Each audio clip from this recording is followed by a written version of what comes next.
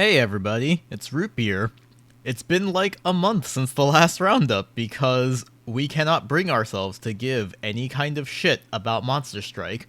But it's okay because we're starting to get Lyrical Monasterio reveals, which means you get to listen to me doing these roundups by myself every week until the set is fully revealed. Enjoy! So, first things first, we have the ride line for the TD. So we have Astis Nanami, the grade 1.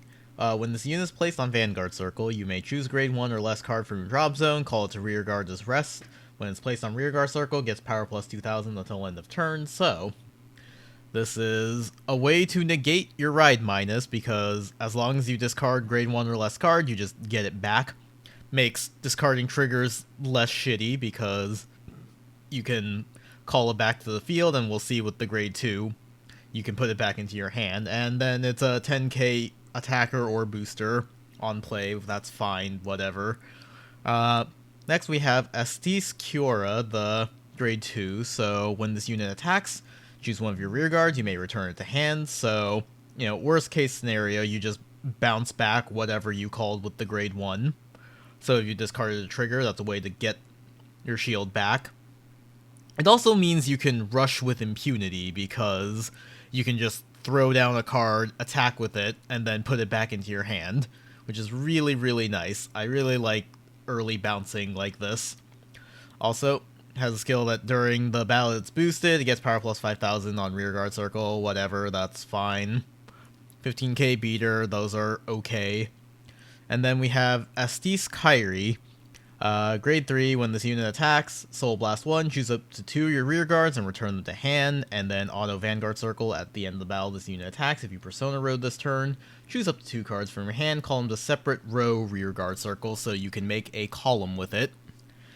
You guys have already heard me complaining about locking entire skills behind Persona Riding. I don't like it, although at least in this case, the mechanic of bouncing to hand is more powerful than the RNG nature of Hexa Orb, and just hoping to God you manage to find a trigger at some point.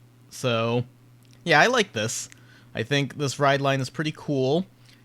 Lets you make good offense early without too much risk, because you can always just bounce your cards back to your hand, and then your opponent can't really punish you for it. I would like to see some more cards that, gain benefits when they're returned to your hand. We're going to see with a lot of the cards coming up that they've at least figured out that having on-play abilities to recycle with Kairi's bounce is a good thing, but they haven't quite figured out cards that gain benefit from being returned to your hand, so hope we see more of that in the future. Next, we have Chewing Daughter Shia. So it is a grade 1 3k, that's important to note. When placed on rearguard circle, Soul Blast 1, look at top card of your deck, call it to an open rearguard circle, or add it to hand. If you add it to hand, discard a card, so probably never going to add it to hand directly with the skill, especially with Kairi being able to bounce things even if you just look at a trigger. I think you should just always call to field and then bounce it back with another skill later on. It's interesting that they made this a 3k, I think. They're trying really hard to avoid a Lieselot situation again. We also have a promo card, Slow Kiss Nana. It's a grade 2 10k. When its attack hits a Vanguard, Soul Charge 2. The deck looks like it's going to be a bit soul intensive already with Kairi and Shia skill, so this might have to be played just to keep up your soul, but it's probably not optimal. I would want other sources of soul if possible. Next, we have a bit of a slump Apel. So, grade 2 8k. When it's placed on rearguard circle, Counterblast 1 gains power plus 10,000 until end of turn. So, it's an 18k attacker. It's pretty good, especially with Nanami being a 10k booster. You can make a 28k column. It's interesting that they're giving all of these cards really low base power, but then giving them the ability to form good columns anyways. It seems like they really want to encourage you to use the bouncing to its full effect, which is really nice. I like it when they make decks big brain.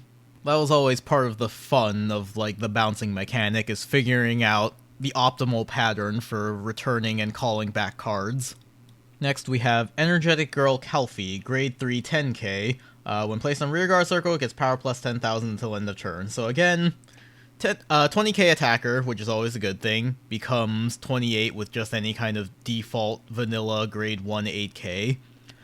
Being a grade 3 means it's kind of balanced out by not having any shield value, so again, it seems like they really want you to kind of play around with it, be able to bounce and call back cards constantly so that you can get that power, but then, you know, if you just leave it on the board like that and don't really take advantage of the mechanic, then the deck becomes a lot weaker because of the lower base numbers. We also have a set order, World Tour Special Live Show.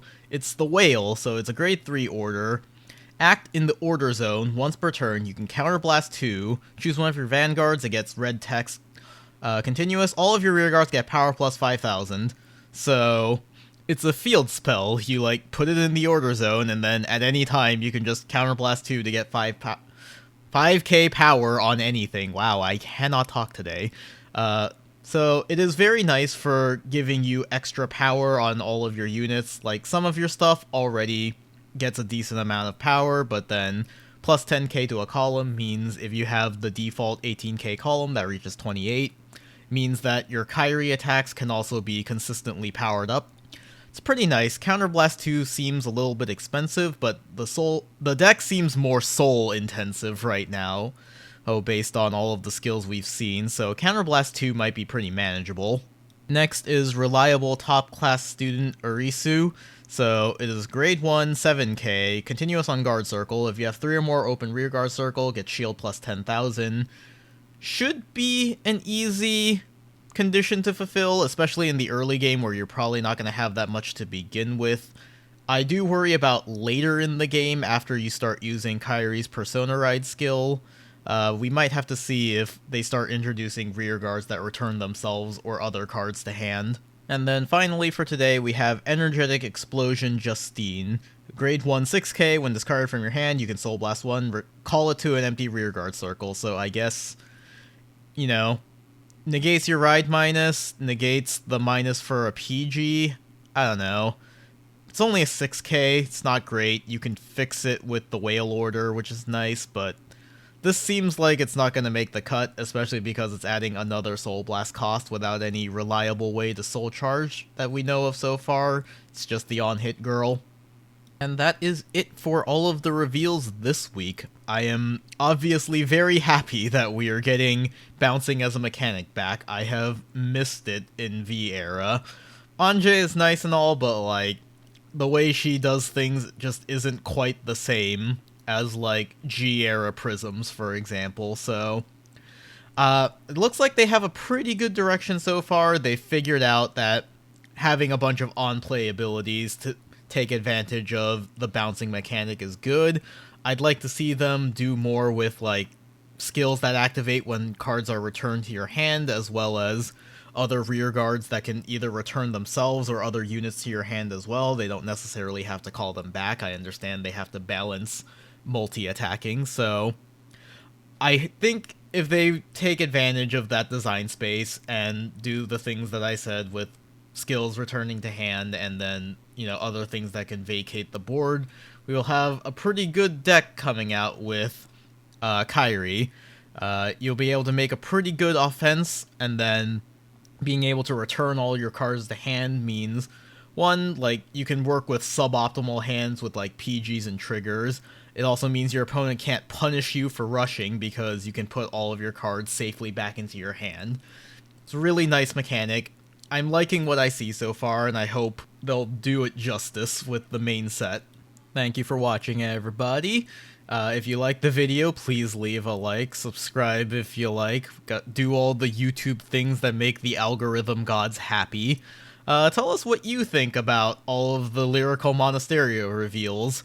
Thank you to our $10 patrons, Darren, Cole, and Josh. If you would like to donate to our Patreon, $5 gets you a whole-ass bonus show. $10 gets you non-news videos early, you know, as soon as we start doing those again. Thank you very much for watching. I'll see y'all later. Bye-bye.